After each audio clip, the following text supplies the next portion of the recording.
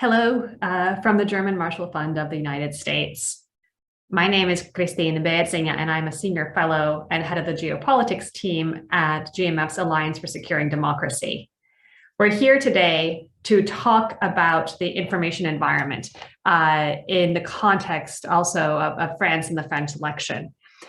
Thank you for joining this on the record open conversation and from joining us from both sides of the Atlantic. When you look at the information space today and in the context of Russia's war in Ukraine, it matters how these questions play out in various countries and to think about domestic, foreign, and other information landscapes, how they relate to domestic concerns, how they relate to international concerns, and who are the actors who play in this space. I'm joined today by three panelists, and if you'd please turn on your cameras and become visible to our audience. We are joined today by Edith Boyer, who is a senior advisor at the Institute for Strategic Dialogue and the head of ISD France. We're joined by Julien Nocetti, who is an associate fellow at the French Institute of International Relations and an associate professor at the Saint-Cyr Military Academy. And we're also joined by my colleague, Bret Schafer. Bret is senior fellow and head of the information manipulation team at the Alliance for Securing Democracy. We at ASD have been working, looking at the information context of various European and transatlantic American elections over the past few years. And we've been looking very closely at the election in France and the way that various foreign actors have been messaging around these issues. I will turn to Bret first to talk about what we have been seeing, what we have in the dashboards we have provided, and to provide you a tour of what we see and what we base our analysis on. With that, Bret, please, over to you. Thanks, Kristine, and thanks everyone for joining us. I'm going to share my screen here quickly so you can get a better visualization of some of the data that we have collected over the last 3 or 4 months. As Kristine mentioned, we have an open source tool called the French Election Dashboard. It's based very much on our Hamilton 2.0 dashboard, which collects data from state actors affiliated with Russia, China, and Iran. So these are government officials, diplomats, as well as state media accounts and those affiliated with state media channels. So in the French context, though, what we did, which is similar to our project that we had prior to the German election, is we pulled in the state-backed messaging and layered it against domestic messaging. So we also collect data on French political figures as well as the French domestic media. So going back to the start of our data collection in January, this is the conversation we thought we would probably be having right up until the election, which is using COVID and COVID restrictions as essentially a gateway for foreign actors, in particular Russia, to attempt to potentially manipulate the election or conversations around the election and specific candidates. So this is some data that we pulled in January looking at YouTube, RT France's YouTube account, as well as Sputnik France. And what you can see there is almost all of the content was focused on COVID-19, on vaccine passes, on just sort of public health messaging in general. 19 of the 20 top videos put out by RT France in January, late December, focused on criticism of France's COVID policies, particularly the Macron government's COVID policies. This is very similar to what we saw in the lead up to the German election as well, where we saw RT gain a huge audience share by pushing sort of public health skepticism. On Twitter, we saw similar messaging where, again, concerns about the vaccine pass, about COVID restrictions really dominated the conversation. Ukraine was at best a secondary topic. It really didn't even surface throughout January. And this was pretty similar to what we saw in the sort of French political landscape as well. We only had about 50 messages total on Twitter in January mentioning Ukraine at all. However, that was generally dominated by the French political actors who adopted sort of a Kremlin-friendly approach to the Ukraine crisis. So we saw a lot of messaging getting the most retweets, the most engagement. That was very much aligned with sort of what we were seeing out of RT. So skepticism of NATO, criticism of NATO, and this idea that Russia was being sort of dragged into the conflict by the West, Washington in particular. These are two of the sort of most retweeted tweets from French political actors back in January. Again, the sort of amplification of the idea that there was a large contingent of neo-Nazis in Ukraine, and that this was all a result of sort of NATO, Washington cyber sword rattling. So to put into context the sort of influence of RT France, back in January, they were the 15th most engaged with or interacted with Facebook page. This is significant. I mean, you can see the other French language pages and their level of interaction. However, it was nowhere close to what we saw RT Deutsch. So RT Deutsch was the most interacted with German language media page in the year running up to the German elections. But RT France was still a significant player. They had an audience, they were gaining audience at a pretty regular clip, and they clearly found a home with their anti-vax messaging. This is what we're seeing in the last month after restrictions against RT France throughout Europe. It is now the 33rd most interacted with French language media page on Facebook. It did still gain some followers, but the interaction numbers were way, way down from what we saw the first 2 months that we started our monitoring. On Twitter, we're largely a similar story. This is looking at the last week in February. So this is the last week of there being really no restrictions placed on RT's Twitter accounts. This is, of course, also the start of the war in Ukraine. We saw them posting about 1,400 tweets. When I say them, I'm talking about Russian state media as well as Russian diplomatic accounts. This is last week, so down to 202 tweets. So some of the restrictions have clearly degraded their ability to message, and the sort of content production has fallen pretty dramatically. What you might notice, however, is the engagements haven't, even with a very low number of tweets. The retweets and the likes are actually almost identical to what we saw in the last week of February. And that now is largely being driven by diplomatic accounts. So the Russian embassy in France has become the key driver of Russian messaging now that RT France no longer is really has the visibility it had a month ago. So some of the embassy tweets have gained close to 20,000 retweets, over 50,000 likes in some cases, much of it sort of aligned with Russian media content. So whataboutism, blaming NATO bombings in Serbia in the past, US-led wars, really just sort of taking the baton from Russian state media and running with their messaging through the embassy account.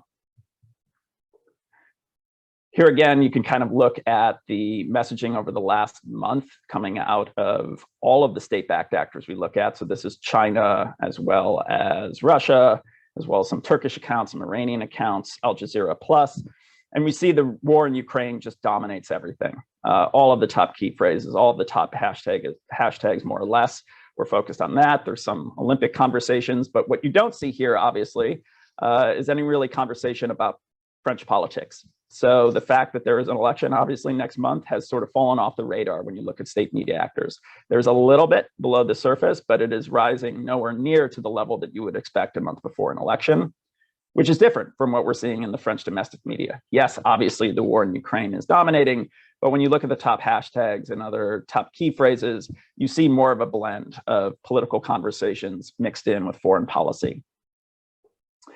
And then when you look specifically at the Ukraine-related messaging, now you do see a bit more of a blend in the political sphere. Macron's messaging is getting a little bit more traction. You are still seeing some of the French political actors whose opinions are clearly more aligned with Russia, still getting a pretty significant amount of traction there.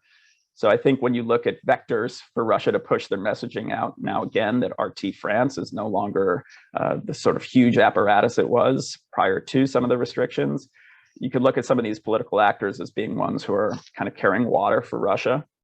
So some of the messaging here, again, talking about CIA training and this really being a sort of NATO-driven war, the idea that you really can't trust people on Ukraine now because they're the same ones who allegedly misled you about COVID. on and on. So these are the kind of messagings, obviously, we're still seeing in RT France, but they're being picked up by some French political actors. Then, of course, we have the RT France sort of network of influencers. So these are guests and contributors who are now sort of fanning out across the French media ecosystem. So you've seen CNews giving some space to a former RT host and analyst, a guest contributor that was frequently on RT, appearing on Sud Radio. So again, you're seeing that this is happening globally, where RT outlets are shut down. You're seeing their influencers migrate to domestic outlets. And then finally, we're also seeing China doing a lot of Russia's work for them. So China has adopted pretty much an identical sort of narrative approach to Ukraine as what we're seeing from Russia. Again, we're seeing this globally. It's not just France, but also the the Chinese embassy in Paris, which has always been a pretty active, a pretty antagonistic account, has been driving a lot of the messaging themselves. So really adopting some of these more conspiratorial narratives about bioweapons programs in Ukraine, about sanctions really having no effect or being sort of a blunt weapon used by Washington at the expense of European interests. So we've seen China, again, in the absence of Russia, really adopting a lot of the Russian narratives. So I will stop there and turn it back over to you, Kristine. Thank you so much for this introduction. I think it's really useful to also look at the dashboard. Bret, can you tell us where to find the dashboard and where all the participants here can go and see a lot of this for themselves? Yeah, so the dashboard is accessible via our website, which is securingdemocracy.org. The URL is a bit long, but I can throw it actually into the chat, I think, which will allow people to go there directly. But it is publicly accessible. So if you search for French election anywhere on our website, you should be led to the dashboard.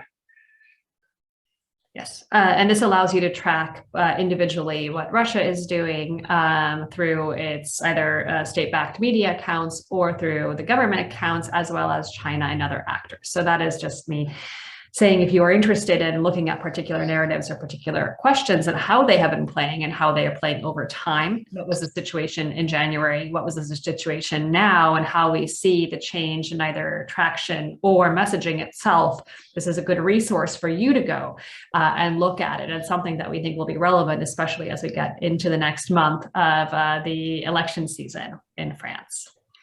But after that explanatory note, I'd like to go to Julien Nocetti to talk about, this is what Russia is doing today. Russia is a very concerning actor. Bret talked a bit about China, but Russia is a focus of a lot of this for good reason. How do you see that? All right. Thank you so much, Kristine. And thank you, Bret. I'll try not to overlap too much with what you said, because in a few remarks, I just wanted to focus on a couple of narratives the Russians are seeking to disseminate in the French context, especially during the electoral campaign. And by the way, just a quick bracket. I just want you to open one of the French politicians you've mentioned and displayed the Twitter feeds, Mr. Philippot.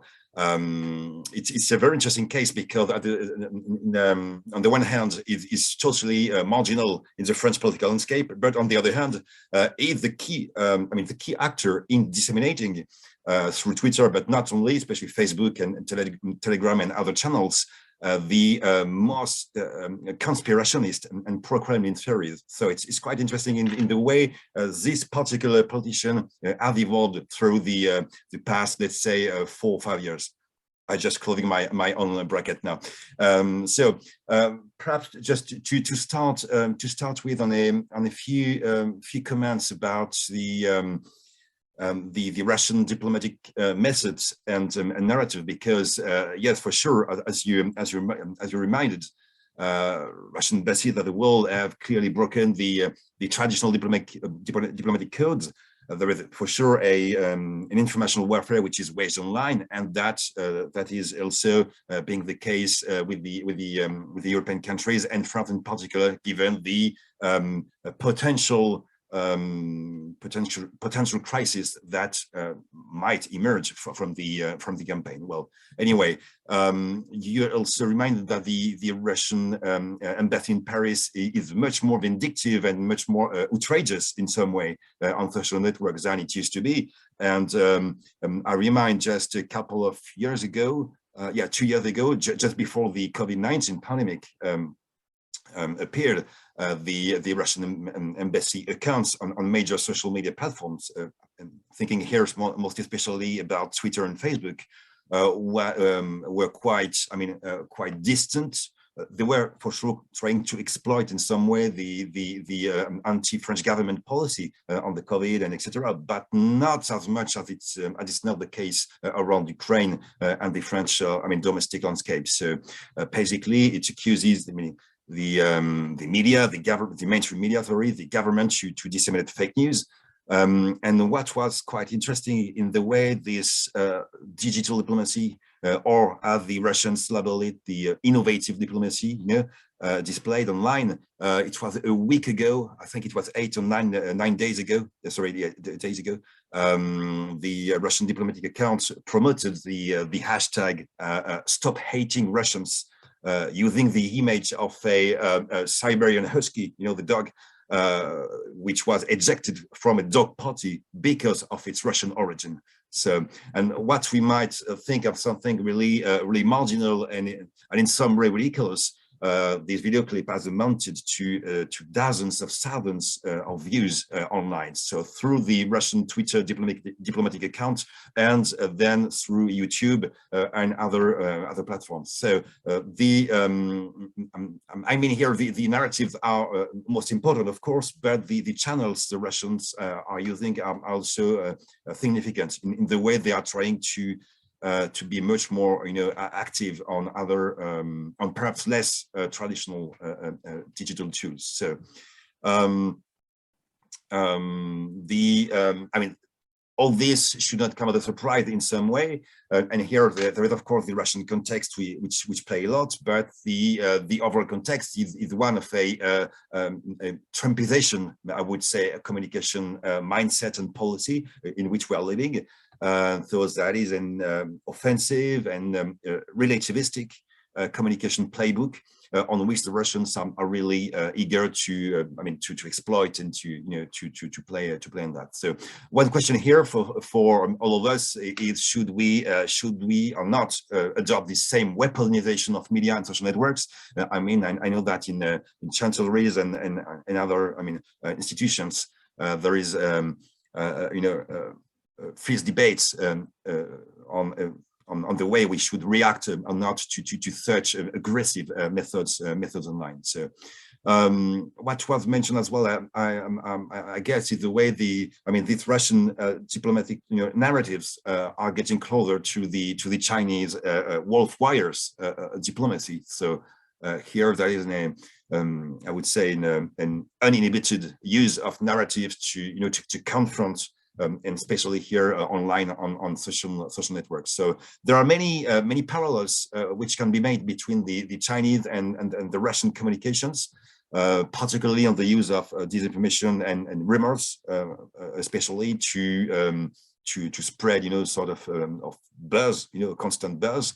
But in the Chinese case, that was in the end counterproductive in the context of the bilateral French-Chinese relations. But the strategy finally targeted the Chinese audience, as the Chinese ambassadors' communications were then disseminated in China. So the purpose was really to focus on the Chinese domestic audience and not so much on the foreign one. Well, anyway, so the question here also is to know whether Russia is pursuing the same goal as the Chinese have been eager to do. Well, what is funny in some way also with this wolf wire diplomacy pushed by China, that itself it is based and inspired by the Soviet methods of subversion and disinformation. So there is a sort of continuum of circulation of knowledge and practice on these particular domains, which is also really striking today. So another thing the Russian diplomacy has been eager to push forward if the fact-checking methods, especially through its website waronfakes.com, which is not new in itself, because I remember for the past few years, RT, Russia Today itself, had created a sort of fact-checking initiative in the purpose of debunking the alleged Western fake news and propaganda on their own state media. Well, anyway, here just in a few seconds, the narratives which are being pushed today by all these official diplomatic accounts and through mainstream media. Some of them are really adapted to the French domestic context. So the purpose here is to sow discontent among French people, and contentious issues are really numerous, from immigration to socio-economic problems, without mentioning as it is the COVID-related narratives which are still present in the rhetoric. Another strategy from the Russians is to play on the idea that we should separate trade and culture from high politics issue, meaning that the so-called and traditional Russian soft power would be perhaps more efficient to appease some of the tensions we have today with Moscow. And other narratives are perhaps more global in nature. There is an interesting narrative, for example, push forward to these past days, that the oil industry would face a deep crisis, for instance, meaning that we should be careful of avoiding a major systemic energy crisis. So basically end the war along the Russian terms, and etc., etc. So they think something which is really disseminated by the far right politicians here. And you of course still have from the far left politicians Russian narratives that are especially focused on emphasizing anti-American sentiments in the French population. That was the case years ago with the transatlantic trade agreement, but today this is something which still appeals to many people in the country. And just as a final remark, what I think is perhaps dangerous. It's not so much the immediate companion vote, but rather the longer term percolation of Russian narratives, not only in the French domestic landscape, but also, and perhaps more importantly, in French-speaking countries. So here, in particular, North Africa, Western Africa, and the Sahel country, where Russian state media have been extremely active to disseminate anti-French and European rhetoric. So this is something which is sort of a proximization of Russian information warfare, and which is, I think, more escalatory and dangerous for us all, not only the French, but also allies. So I'll try to end my presentation here, and open to any questions you have. Thank you. Thank you very much for that overview. And we already have some questions trickling in. For all participants, there is a Q&A function in Zoom that allows you to submit questions that you have. And some of them already are really getting at this question, and maybe Julien, you could treat it right now because it's so related, is what do you make of the reports that Russia could be transitioning to an African market right now, given this context? How do you started talking about it a bit, but is there something more you'd like to say about this, because we have interest from the audience on this particular piece? Okay, should I answer right now or afterwards? Just answer well, because that's the point you were on. So just to keep. Yeah, of course, it's something which is debated, because the Russian state media outlets have been banned from the country and the European Union. There is a major stake, yes, around the diversification of their market audience, I would say, to Africa. So this is a major risk, once again, which is not so much a short-term risk, but a much longer term, because I'm thinking here about countries such as Mali, Algeria, Central African Republic, where Russian official narratives have been circulating and being disseminated through the past years. And I mean, people locally are getting used to such narratives, not only anti-French narratives, but also narratives which are much more in favor of the official pro-Kremlin policy and strategy. And today, for example, around the war in Ukraine, you have, I mean, I'm thinking perhaps here most specifically to the Central African context, where you have people from the country being sent to Ukraine to report along the Russian official narratives. So you have here also sort of circulation of the media cover on the war itself. So totally in favor of the totally aligned from the on the Russians' strategy. Thank you for also addressing that particular point. Iris, we will go down to you for those who joined a little bit later. Iris is a senior advisor and head of the Paris office at the Institute for Strategic Dialogue. Iris, your work goes not only on the foreign, but also at how it integrates with the domestic landscape. And we are seeing some questions trickle in, particularly on this, given also the election context. So we're very excited for your remarks. Thanks, and thanks for having me.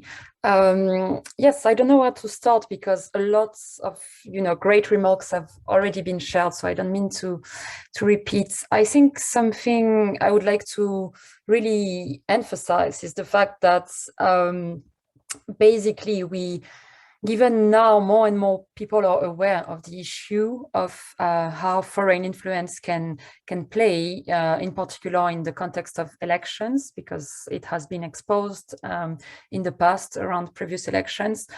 Given we have this common knowledge, we tend to think about it from an understanding that is already sometimes the playbook of the past. And so what I would like to express here is the fact that in a way, the damage has already been done. Some of my colleagues mentioned that already. So what I mean by that is that even if we don't find what we think about foreign influence in terms of a concerted effort and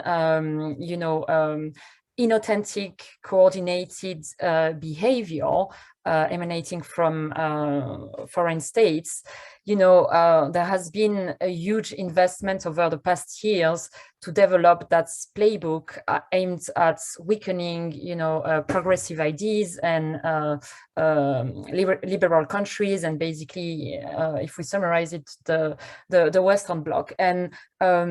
And these ideas have been shared very efficiently through not only state-affiliated media, but also because these actors, whether they were states linked or not, were very efficient at using, the digital ecosystem and the understanding of it to basically integrate groups that were already hypersensitized to polarizing issues.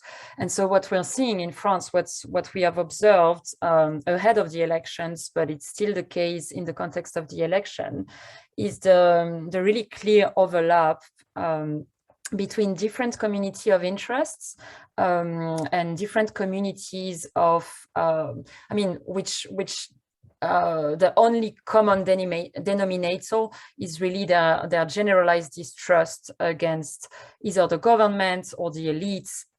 And so this sort of anti-establishment, common denominator is in a way the best assets for foreign influence, in the sense that now they don't even need to necessarily create, troll farms or coordinate inauthentic coordinated campaigns. They might. We haven't seen any of this in the French electoral context yet, but they might, and we still should keep abreast of this. What has changed is that also tech companies have become better at tackling this kind of behaviors. They don't necessarily communicate about when they take down this kind of networks. This could be also an issue. But what I mean by that is that the anti-establishment narratives are so embedded into different communities. So definitely the Yellow Vest movement is one of such communities that is particularly tuned to the anti-establishment rhetoric, but also the anti-health anti-health measures community. And so because, you know, we sort of have these pockets of people who will understand everything through this lens, because also the social media landscape and infrastructure help this binary thinking and facilitates it. It's just a great resource to tap into for both state and non-state actors. So my colleagues already discussed at length about, you know, some very influential French politicians, although they are fringe in the polls.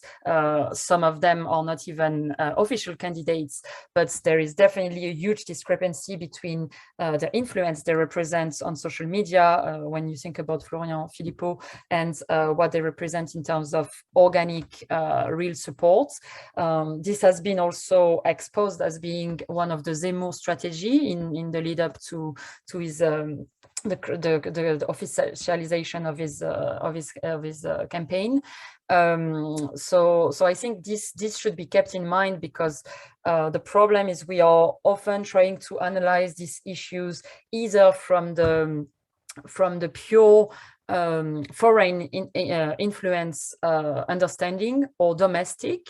So for instance, we you know, in France, we have a newly created agency, Viginium, that only looks at it from the perspective of foreign influence, and then you have other actors looking differently. So for instance, we set up on a project around the elections I'm working with Reset, we set up a coalition of researchers. It's made of around 15 researchers and organizations. And our aim is really to sort of create an academic only basically working group, or like we call it a digital watch group on electoral integrity, to make sure that we have these spaces where we can compare methodologies, we can in real time discuss about influential rhetoric and what might pick up. So without sharing too much, because it has been already shared extensively about the breakdown of the narratives that are influential right now in a French context and could be problematic because of their nexus with information manipulations. You know, definitely the NATO is the cause of the problem. There is also obviously the narrative saying that it was all a plot from the West from the beginning. Some people within the anti-sanitary measures movements are basically claiming that Ukraine is only, and the focus on the Ukraine war is a way to make people forget about the liberty issues with the management of the sanitary crisis. You know, everything is explained through this lens, but something that's quite worrying in an electoral context, although right now it's still relatively fringe when we look at it online, it's the voters' fraud narrative, because they do resemble what we've seen in the US context. And what's perhaps more problematic, because I have to really emphasize that what we've seen so far online is really quite, it's really a minority. In terms of scale, it's not important. So I don't mean to amplify the issue by giving it more air, but what is more problematic really is the amplification of this kind of narratives, or the confusing lingo that's being used by some candidates who right now have a real speaker, you know, because of also total equity and pure equity of French candidates representation on TV. and who basically tend to imply that the election is already rigged from A to Z. And I quote, this was the last words from Nicolas Dupont-Aignan, who is a really, really minor actor when you look at the polls, but still, you know, the third person representing the French far right in the campaign, or Éric Zemmour a few weeks back, who said, you know, who implied that the election would be confiscated. And of course, it's mixed with very legitimate discussions on whether or not the president, the existing president, should be more involved in the campaign.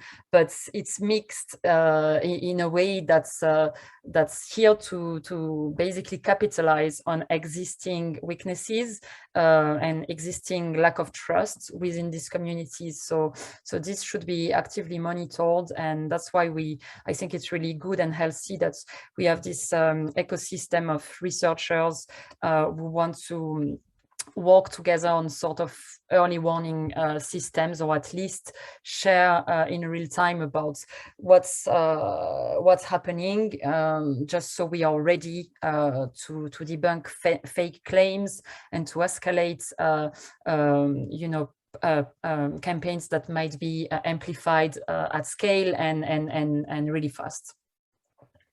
Thank you, Iris. We had a lot of questions specifically about the Stop the Steal equivalent and the electoral integrity question. And I think you've answered that already, where a fringe discussion of it it's not huge, but its existence matters, right? And so that, I think, thank you for already addressing. We have another follow-up question for you specifically, is now that RT is banned, do you know what news sources the audience now is going to? Where has the spillover demand gone? Is it for me? Should I take this one? Yeah. And I would love some support from my colleagues to complement, but that's a really interesting one. So first, something I would like to say is also that even though there is a ban, we know that the ban is not, you know, it's not something that people cannot circumvent. In the same way that, you know, some platforms have been banned by the Russian state in Russia, like Facebook and Instagram, and Russians still use it using VPNs. In the same way, in France, people who were used for years to get their newsfeed from RT or Sputnik can use a VPN. And we even know of some, you know, there are also some issues in terms of the platform. So for instance, on Twitter, you can actually circumvent this by geolocating yourself in another country. So that these are tactics that I assume might be used. But also I would totally agree with what I believe it was Bret who mentioned the issue of the growing influence, or at least the growing engagement and creation of content by the Russian embassy Twitter accounts. This is also something we've observed, and it's quite problematic to think that in a way, you know, like state-affiliated organs, not even media and diplomatic organs, are actually filling the gap of hyper-editorialized state-affiliated media. You know, because if they are filling this gap, it's also that you know, the content they create has an audience. So I'm not too sure which kind of, I don't know if you would like to complement in terms of the information ecosystem of these communities and what might have replaced Sputnik and RT, Julien and Bret. Yes, Julien, to you first. How do you see the demand adapting to the present conditions? I'm just turning on the sound. It's better like that. As you were said, actually, yes, this demand is filled by the Russian official accounts. So it's partly taken by this kind of channels of activities. But we, especially on TV, perhaps we have not state TV channels, but private-led TV channels like C News, which that's not new, but that has been the case for the past couple of years. But especially today, if you watch this TV channel, this is a mixture of what Bret, Iris, and myself have been saying so far. That you have anti-government narrative being spread. Some of them can be attached to the pro-Kremlin stance, and some of the opinion leaders or businessmen or whatever you want who are invited on the TV channel are clearly pro-Kremlin, and they for sure disseminate the Russian narrative. So be it on the Ukraine war itself, or to contest the official French policy on the relationship to Russia, to the vaccine policy and so on, and on the overall Western global leadership, which is allegedly in decline, and that we would be all decadent people, and so on and so on. So, it's one thing that when you watch, in particular, this kind of TV channel, you are really being, fed with this kind of narrative. So this is one example, but I think this is something on which the Russian diplomatic channels don't have any penny into it, because they just have to do anything. They are just watching, and the domestic I would say the domestic information warfare is being waged on itself. So without an official Russian implication involvement. Thank you. Bret, to you, on this a bit, there's also a question of not only, you see the spillover now to official accounts, to other sites, but what do you do about it? And that is a line through it. How do you address the fact that you've had a move to official accounts which have not been deplatformed? And there's a question of what is the appropriate activity with them anyway. Yeah, that's a big sort of sweeping question that I think you could bring up kind of across the board. If you look at China, Iran, both through their state media as well as their government and diplomatic officials, I think there's potentially something to be said as a policy that actually can be a bit lasting and would exist sort of outside of the context of the current war, as to whether or not officials in state media who represent countries where a specific platform is banned, where their own citizens can't join the conversation, whether or not those people should be allowed to have a voice on these sort of major platforms. I'm leaning more and more towards probably no. I think there's a power imbalance there when you allow a sort of Russian diplomatic account, Chinese diplomats, to be able to message, propagandize on Twitter, on Facebook, and their own citizens aren't even able to access those platforms. I think that could be a standard that could be sort of adopted across the board. But to the sort of bigger question of what do you do about influence that also exists sort of outside of official accounts, I don't know if you can. I think any effort to essentially try to label every single person who's ever appeared on RT or shares a sort of pro-Kremlin viewpoint, I don't know how you would do it, from a sort of just labor standpoint, but I don't necessarily think it's a good thing. So there's a degree to which I think we're always going to face some disinformation, some propaganda, and that's where it just gets to more sort of societal resilience and awareness as well. Like, I do think there's something to be said about making people aware of, yes, this person was affiliated with Russian state media until 2 weeks ago, and now he has this sort of YouTube show or very prominent Twitter account. So awareness is key, but I don't think that we can ban or label our way around the attraction to certain Russian messages. Thank you. There's a batch of questions that all address the issue of what is Russia's specific activity around presidential candidates and this election. And that's open to all three speakers. Are you seeing the Russian diplomatic accounts specifically support, or other RT through whatever channel where it is accessible, Sputnik, support particular candidates, and are there candidates, specific candidates, who are supporting particular Russian talking points? So which way is it going, and how explicit is this relationship? I think Maybe I can share a few remarks on the last part of the question. Basically the French. I mean, in this case, it's mainly the French institutional far right, but to some extent also far left, which traditionally had some sort of like proximity or some level of support towards the Russian state, and of course in the context of the Ukraine war and the French election, this kind of narrative has been very difficult and tricky to navigate. So they had to backpedal quite heavily. So you must have heard about some anecdotes with, for instance, the French Rassemblement National, Marine Le Pen's party, about to distribute some promotional documents for the campaign where she was featured with Putin.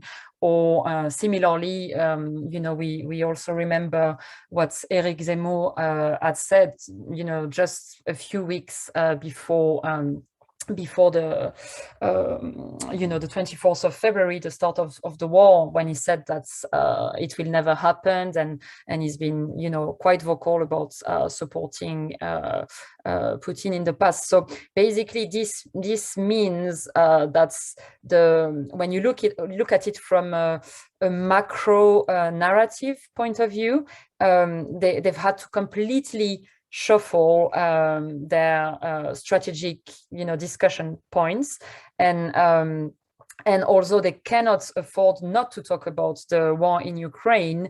They have tried with more or less success to link their analysis on the war in Ukraine with their flagship political points, whether it's immigration, whether it's social whether it's basically social benefits, or whether it's access to energy, and this has been quite interesting to watch. And what we're seeing is really this huge discrepancy between the narratives now being shared by the institutional far right in France and the far right ecosystem, or the conspiracist networks.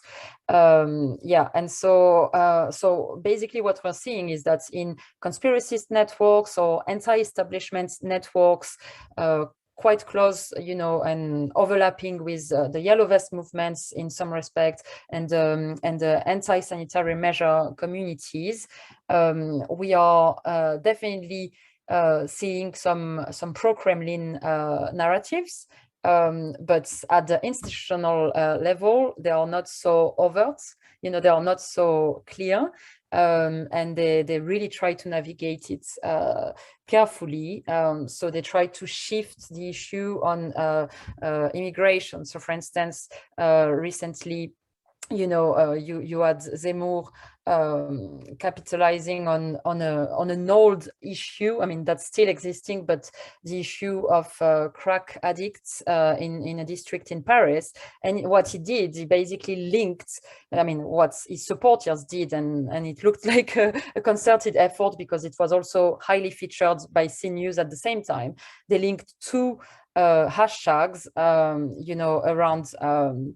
around basically the immigration, and his idea of to create a ministry for remigration, and hashtag related to this place in Paris that has an issue with the management of crack addicts, and we are seeing this over and over again. A few weeks before, we saw live a very active effort to basically condemn the so-called government's, and I quote, the so-called government's generalized censorship of far-right candidates, when Twitter, by accident, that was their reason, their explanation. Twitter Twitter cancelled or suppressed, I guess, some Twitter profiles from the far right, both on Zemmour's side and on Marine Le Pen side. And so really quickly, and it was a Friday night, quite conveniently, beginning of the weekend, really quickly, the top trending hashtag was censure d'État, stop censure. And basically the claims were that was the very day when Macron presented himself officially as candidate, that this censorship against the far right was being implemented. So what we are seeing is basically that's, you know, any occasion is a good occasion to basically shift the topic, because they don't really want to position themselves officially on Russia, but at the same time, interestingly, their support base within, or in online communities are extensively talking about the issue. So I just wonder how this might be reconnected between we will see it in the next debates maybe, but I would love to hear my colleagues' thoughts on it. And Julien, I think you have thoughts on this. Yeah, just very quick remarks, just to build on what Iris just said. I'm just starting with the figure of Marine Le Pen. I think the Russians have understood that they made a mistake in the last election in 2017. As Iris said, you know, the picture, the photo of herself, you know, being welcomed in the Kremlin along with Vladimir Putin have circulated a lot, and I think today, 5 years later, the Kremlin has understood that it was not, you know, rewarded in terms of dividends in the political sphere. So I think that you know, basically in the Russian context, the narratives transcend the politicians, meaning that the ideas, the narratives being spread are far more important actually than the politicians themselves. That is a clear evolution because 5 years back, you know, there was all this Russian, I would say, propaganda around Marine Le Pen and her physical appearance, or, you know, a status as a potential president, and so on. And today, this is clearly, you know, ended. So I think, yeah, narrative transcends the politicians. The Russian strategy actually is more a method than a strategy itself, I would say, meaning that the narratives are really the center, and that if the Russians see a politician coming inside that circle at one moment, they will try to exploit this situation and try to build on the particular narratives these or that politicians are trying to spread, and typically what we said before about Mr. Filippo really illustrate this case study. I would say what the Russians also are trying to do. Well, it's not only about the traditional far right or the far right, the non-institutional far right or the far right ecosystem, but it's also trying to mainstreamize their own information warfare, meaning that they're trying to enter the traditional Republican, you know, right-wing party, which is called Républicain. This is something really striking, because for the past few years, the process has been ongoing, and a few ideas which are really close from the Kremlin narrative, or sometimes which are totally aligned with, especially on foreign policy or immigration and so on. This is something the Russians are trying to exploit. You have a few politicians on this traditional right-wing party, who over the last years have spoken openly in favor of Russian foreign policy. For example, in Ukraine, Crimea, around the Syrian conflict as well. So hard politics issues. So this is quite symbolic of this ambition to mainstreamize the Russian narratives. And finally, I was just thinking about that. When talking about the Russian method, I mean, it was something like 12 or 13 years ago. There was a sort of Russian novel which was published, which was called Notre Dame 2048. Notre Dame, basically mentioning the church in Paris. And this short novel actually was only based on anti-Islam, anti-minorities, and so on and so on. And that was actually the starting point of a few major Russian narratives being spread over the following years. And at that time, when we didn't pay so much attention to this kind of words of publication in the French context, actually looking back, it's quite interesting to really comprehend that the anger, this exploitation was really, I mean, in their own ambition. Thank you. We have 5 minutes left and 2 questions I'd like the speakers to quickly answer. So maybe I'll pose both questions and see if everyone can put a couple thoughts on that, and then we can wrap. One question is about the big lie or stop the steal rhetoric. Does the polling show that there's a declining public trust in election integrity? So how sticky is this idea? And does the fringe matter for the election? We've been talking right now that the fringe and the political ideas on the fringe have been mainstreamed ever more and therefore matter for changing the political context in France. Do they matter for the election? And has the war changed that? So 2 questions: effectiveness of the rhetoric, and what does this actually mean for voting outcomes potentially next month? I will go to Bret, Julien, Iris. I'll punt the first question to my colleagues. On the second question, the fringe, I think, does matter because their messaging clearly has a space in French political discourse, and it starts pulling the center farther to the extremes. I mean, we, of course, have seen this in the US. What used to be considered totally fringe ideas have been mainstreamed over the last 4 or 5 years. So when we talk about Philippot, yes, he's irrelevant in terms of the election, but you look at his engagement numbers and they far outpace the more mainstream candidates. So like clearly there's a demand, there's an audience for it. It starts to, I think, influence platforms in a way. Just one other sort of side note, because I know we're running out of time. Everything we're talking about here is what we're seeing above surface. And, we've had this whole conversation about potentially foreign interference in the election. We haven't talked about the Macron leaks. That's still a possibility for Russia to pull that out of the playbook. So like, yes, their ability to flood the zone with messaging and propaganda has been totally degraded. You can look at the comments around specific candidates. I mean, Le Pen had 4 mentions from Russian connected state media last week. I mean, it's nothing, but they still absolutely have the ability to run a covert operation, in particular a hack and leak. So we still have 3 weeks where they can throw a kind of curveball into the mix here. Thank you, Bret. Julien? Actually, quickly, well, just on the Macron leak 5 years ago, well, at that time, they really occurred too late to have a potential, major impact. So, I mean, that was clearly assessed by the French institutions. But today, to have a major impact, they would have to be leaked. I mean, today or in a few days.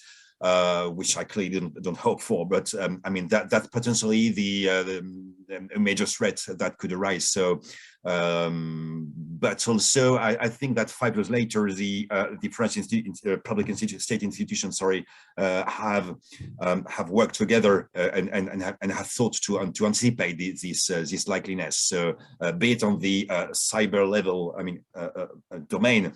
Out on the informational, warfare level, they both work together and have sought to prevent this kind of event. But that might happen. I mean, in every context. So.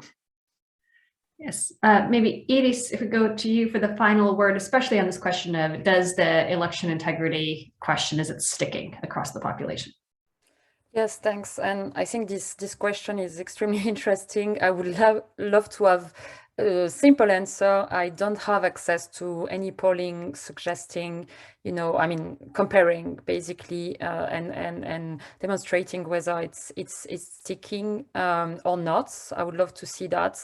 But I think what's really problematic here, and I completely echo what Bret has said in terms of making sure that we do continue to observe even fringe spaces and to discuss about it in order to be prepared, basically, because we know how quickly the fringe can become mainstream. I think what's really important here and problematic is the fact that within some communities, these generalized distrust narratives are so important and so embedded and so anchored within the way to explain things and basically the whole information ecosystem of these communities, that they are what can explain everything for these people. And with that in mind, and the fact that, as Bret said, we are only seeing the tip of the iceberg, and that we are not necessarily always tuned to the kind of systemic infrastructure issues related to social media and how it can enable actors to make something fringe become viral really quickly. My fear is that even if these narratives are still fringe, we might end up, later on in a situation where they become quite generalized. We have seen that to some respects with, the anti-vax movement. We have seen that with the really rapid importation of QAnon narratives that seemed completely unrealistic and very fringe a few months before.